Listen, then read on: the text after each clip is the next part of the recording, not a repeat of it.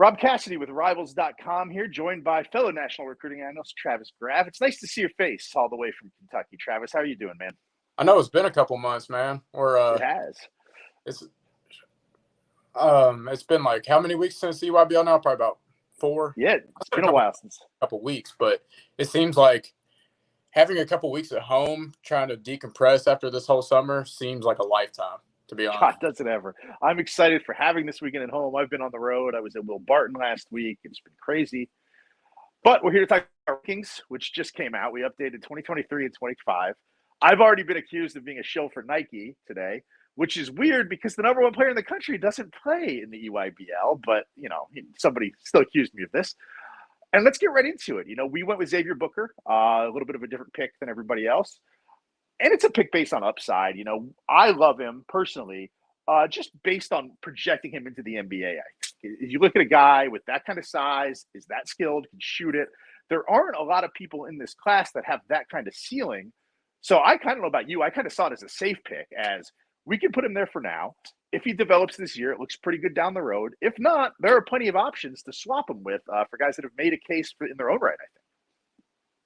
Yeah, I think Xavier Booker, if you look at long-term upside in the class, I think that he's just oozing with it. There's a couple of questions regarding his defensive intensity, his overall motor that need to be answered this winter, or else he's not going to hang on in the number one spot.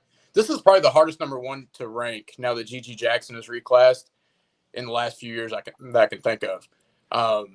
But if you look at all the tools, like his outside scoring ability, his ability to put the ball on the floor, his versatility, the way he runs the floor, the upside is there, and NBA scouts have agreed with me on that. But there is no safe number one pick or number one player in this class. It's not even, there's not even close to a safe one. This is, I think, putting him here, he's not going to play some of the competition as the Justin Edwards of the world and some of the guys that play a more national schedule in the high school level this year. So it's really going to have to come down to, we're going to see these guys all in the same court together at McDonald's and during the All-Star season. So it'll be nice to kind of get to see that before we have to set these rankings in stone. But let's talk about some of the other guys, some of the other contenders to the throne. I know Justin Edwards is a guy that you like a lot.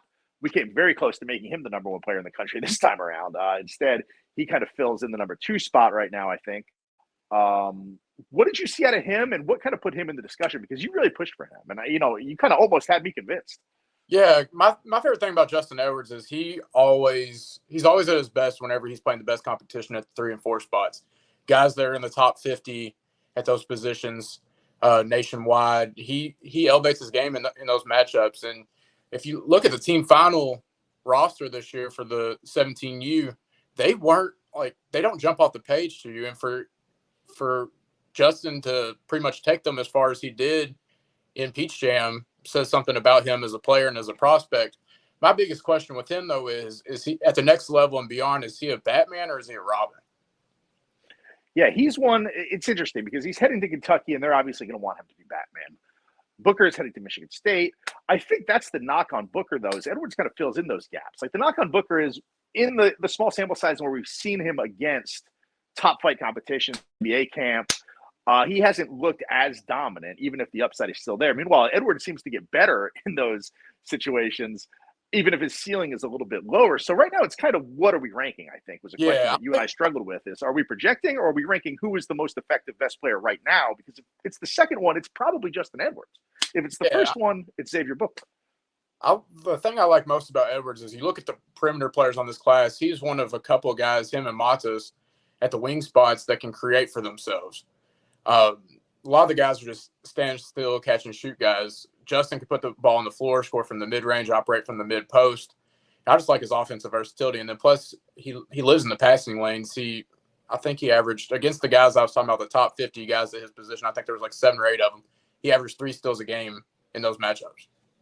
I think that's really where he's come, Edwards, where he's come on lately. I saw him at Philly Live, and he handled the ball on the perimeter and took guys off the bounce a little bit better than he'd ever done it before. I think that's kind of been the place where his game has developed the most over the last year. And it'll be interesting to see because that, he's going to play a big-time schedule. They might not play the same schedule as Montverde or IMG or something, but it's not like they play soft competition. They have a national schedule. He'll see some other guys, and it'll be interesting to kind of see how he develops this year because he's got every chance to seize that top spot. I think he's definitely one that's in the conversation and one to watch. Who else do you kind of like as far as threats to the top spot go? I'm trying to push for Isaiah Collier, honestly. He's the guy that before he got hurt and after the second session at EYBL, he was definitely the best player that I'd seen so far up until that point. Coming into the spring and summer, he had a lot of question marks surrounding his shooting, and then he shot over 40% in both of those sessions on pretty high volume. He impacts winning, good size, good strength that'll translate. And whenever he came back for the Elite 24 that was aired on ESPN a couple weeks ago, he took home MVP, hit the game winner, and it just like he hadn't skipped a beat. He's a guy that I think could definitely be in the number one player discussion. And I think he was this time around as well. Yeah, and Collier, for those that don't follow this as crazy as nerds like us, is, he's out of Georgia, a little point guard there that's kind of a pretty strong guard that gets to his spots, is able to use his body. He's kind of the antithesis of a Robert Dillingham, who's committed to Kentucky, is more of a push the pace, kind of small jitterbug guard, whereas Collier's got some beef to him, got some strength to him, really can score through contact. Like you mentioned, the injury kind of held him back a little bit. I wanted the sample size to be bigger, but he's one too that I think is in that conversation for the top spot. And I think maybe the sleeper is Mackenzie Mbako, who has come a long way playing for the NJ Scholars athletes on the EYBL circuit. He's got the length, and he might be the best blend of production and NBA upside we have. He probably doesn't have the same ceiling as Booker, and he's not as productive as Edwards, but he's somewhere there in the middle scales, which makes him super intriguing. Now, sometimes he'll give you a game where he's not there. Sometimes he plays like number 100 and not number one. But when he's on, the case can be made that he's the most complete player in this class. He's just fighting a battle of consistency as far as I'm concerned. Yeah, I was really impressed with him at Peach Jam. I thought he was fantastic down there. Had a really, really, really good showing against Team Griffin 17s. But like you said, he's got size that translates. It's just the consistency part with him. He's got the shooting that translates in theory. It's just he's got to knock down more shots consistently, which if he plays like he did at Peach Jam, he's definitely in the number one discussion. Yeah, and he's one that looks great getting off the bus too. Like when you look at him, he just kind of has that aura and that kind of look of, okay, this is a future NBA lottery pick. But like I said, it's every once in a while you can't be number one if you play like number 100 every now and then, and he's got to eliminate that. And that's kind of a little bit what's plagued DJ Wagner too, I think, from time to time, who started at number one in these rankings. And I think can still regain that top spot. He's got to work out the consistency too, because it seems like every incredible, 30-point, 5 assists, 6 rebound games he has is followed by like 3 for 12. And, but that's going to happen with young prospects. What did you think of DJ Summer? And where do you think he kind of stands in relation to maybe reclaiming that top spot? My thing with DJ is if you wanted to make an argument for him at number one, I would definitely listen. He's a guy that you've seen him do it time and time and time again over the years. You've seen what he can be. I think July he was a little bit worn down from Team USA, Peach Jam, just playing nonstop.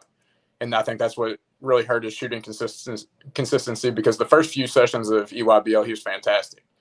I think he's a guy that, along with the other guys that we've named, that you could really make an argument for the number one spot in this class. And I don't think he's out of the race whatsoever.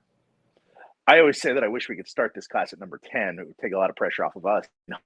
It's just the era of people transferring out and reclassifying. It's become difficult. But we'll see. We've got a long way to go here. We've got a whole high school season.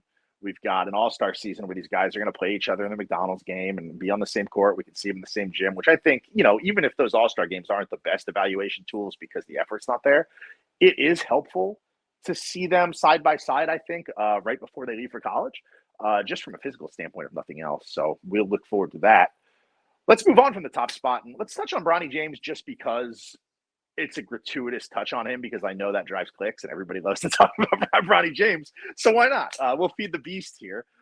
What did you think of him this summer? I saw him 3 or 4 times over the summer. I thought he looked better than he'd ever looked at his high points. He didn't have a ton of help on that team of his sometimes, especially at the beginning of the summer.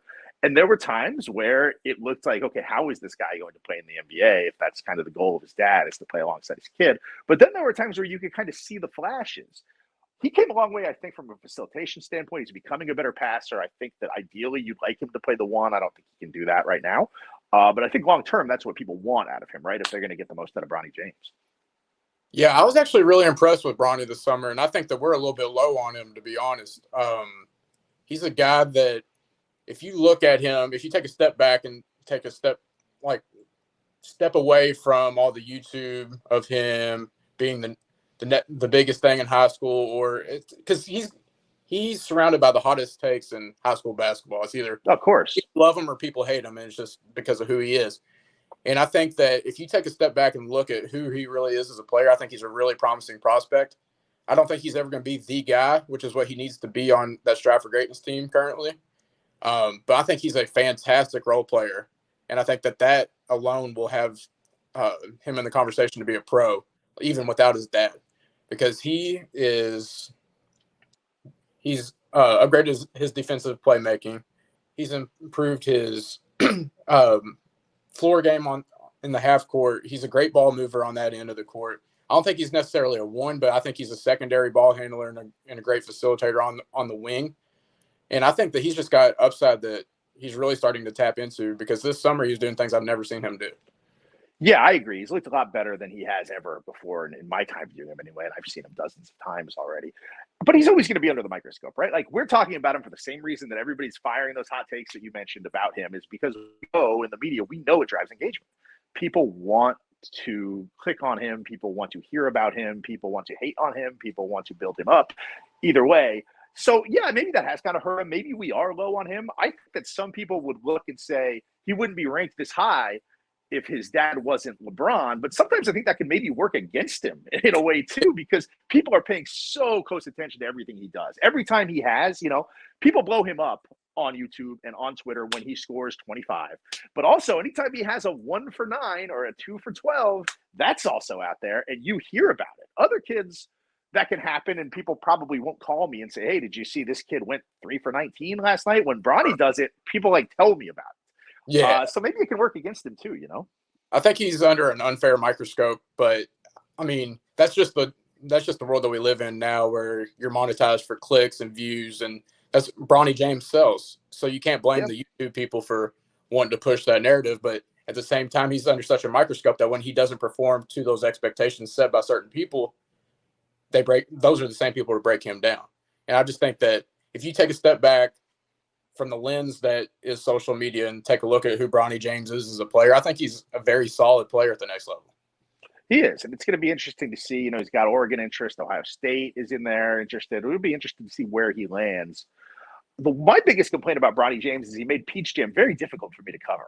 Anytime he played, it was like, you would have thought that One Direction was in the gym. I couldn't get in the gym. It was at capacity. I'm watching from the rafters because they won't let anybody else in there. And it's like, man, they need to move Peach Jam. If it's going to be like that, and I think it's going to. I don't even think it's just the Bronny effect. They might need to move that thing to Atlanta or something. I mean, that gym was it wasn't built to handle LeBron James mania. Even the games where LeBron wasn't there, the crowds there they were like, it was like a boy band concert or something. I'm a fan of that, though. I love when everybody's standing courtside, shoulder to shoulder. I just love that culture part of it, because that really brings out the competitiveness. It's fun basketball. It is. I like it to an extent. I don't like it when it's like, hey, gym's at capacity, go up to the track, and then I feel like I'm going to get elbowed over the top of the track and fall down onto the thing or something. But I enjoy the energy of it. I mean, that's part of the appeal of basketball. I think that's the reason we love this game, right? Is kind of the way why we love college basketball, is the fans are engaged and it's loud and it's raw, it's rambunctious. And no, there is something to that. But I think you can still have that atmosphere and move it to a place with a bigger capacity. I know we're getting off on a tangent here, but we can kind of focus back on the rankings. There's anybody else you want to touch on besides Bronny in the number 1 spot? No, we pretty much covered everybody that I think is in the conversation for number 1. But I mean, that doesn't mean I'm not a big fan of Rob Dillingham, Matas, Aaron Bradshaw. Bradshaw, I thought had a great summer. Now, I don't think he's a number 1 type caliber guy, but you want to talk about a dude that took a step forward this year. He's all of 7 foot, uncommitted, looking at Louisville, looking at Texas. I think he was going to visit UCLA. How often did you see him, and where did you think he improved the most? Because we shot him up the rankings, and I think he deserved it. I think it's just overall activity level and impact on the games. He was more of a consistent impact than I've ever seen him have, because there's games where he would just absolutely disappear. As a 7-footer, you don't really want to see that. And it was nice to see him kind of put things together on both ends to be a consistent contributor. And there was times where he was arguably the best player on the floor for the New Jersey Scholars. At 7 foot, he moves so well. He's got a nice 15-foot jumper, alters everything around the rim. There's not much to dislike about him, honestly. No, and he's a dude I see as almost a must-get down there for Louisville just because of – and maybe not a must-get long-term, but I think that you and I can both agree that Kenny Payne needs some positive recruiting PR right now. And I think a guy like him, like Bradshaw, would do that because he has missed on some targets. And obviously it's not time to press the panic button yet, but they're involved there. What do you think the chances are they actually landing him I mean, it's to be determined. I mean, I've really changed my pick for Aaron to Cloudy. I had it at Kentucky at one point. He's really close to committing to Kentucky, but now I think Texas is in there. Louisville, of course. Kentucky's still in the mix. Kentucky still might be the slight favorite, but we'll see. G League. So UCLA. He mentioned he wanted to go check out UCLA when I talked to him. I don't know if he got out there yet, but maybe he will. Yeah, I think it's kind of wide open. There's some things that need to be taken care of before he makes a college decision. But he's a guy that could really, like you talked about Louisville, he's a guy that could turn the tide for Kenny Payne because Kenny Payne is the big man whisperer. And I know he's really coveted about Louisville and Kentucky. And then the G League is lurking as well. So that's probably the most interesting recruitment that I can think of that's left on the board. I agree. And Payne has developed guys that he's developed that he can point to. The one thing that he doesn't have yet is a track record of being a head coach on the college level. And I think that's what I tell Louisville fans every time I go on the radio down there and they're like, should we panic? Should we be worried about this? And the answer is no. It's tough to sell a dream. Even if you have guys that you developed and you can point to them, it's harder to sell that if you don't have. John Calipari has a look at what I've done at Kentucky thing he can point to. Kenny Payne does not have that yet. Even if he can have 1 year there and show positive trajectory, I think that helps so much trying to sell a kid on a program and that they're in good hands. I think we're getting a little bit long on time here. Travis, you got anything before we wrap it up? Who do you think – I got one question for you. Out of the guys that are in like the 11 to 25 range, who's the guy that you think could make a jump into the top 10? Man, I'd have to look at it. Read me – you got the list in front of you? Yeah, so you got Bayfall. So 11 through 15, Bayfall, Ron Holland, Dennis Evans, Simeon Wilcher, Omaha Ballou. Some guy that I'm interested in seeing is Caleb Foster because I thought he was fantastic the month of July. I think that he's a guy that could really have a shot to jump up into the top 10 if his shot continues to fall. I think that he got off his game a little bit the last year at Oak Hill, and then beginning of the summer was a little bit shaky, but I think he's really starting to put it together again. Holland is a fantastic player, and I like the kid. I feel like I'm a little bit lower on him than some other people only because I question how he works in the half court sometimes. It's been a long time since I've seen him get a bucket in the half court. He is electric. He's a great rebounder. He's as good as anybody in transition. He gets up and down the floor. He can create for himself on the break. Sometimes the ball stalls there, and it worries me a little bit just because he's not a great shooter. He's gotten a little bit better in that area, but maybe not as good as people think. But if Holland proves this year, and he's going to be playing high-level competition again at Duncanville, we're going to see Ron Holland all over the place. If he shoots it even a little better, he doesn't have to be a sniper. He doesn't have to be a dead-eye shooter. Even if he can be a pretty good shooter in the half court and make himself a threat from three-point range, I think he's a guy that can jump in the top 10. I think that ceiling is there because he does so many other things so well. If he starts to become a threat in the half court consistently, I think, he's a top 10 guy. So I think that would be my pick. Cool. Yeah, I completely agree with you there. All right, Travis, appreciate you joining me for this. Let's do it again sometime. Maybe we'll start hosting an actual podcast and uploading it. I know we've been talking about that for like a year now and it hasn't happened, but we will. It will happen, I promise. Let's do it. All right, thanks.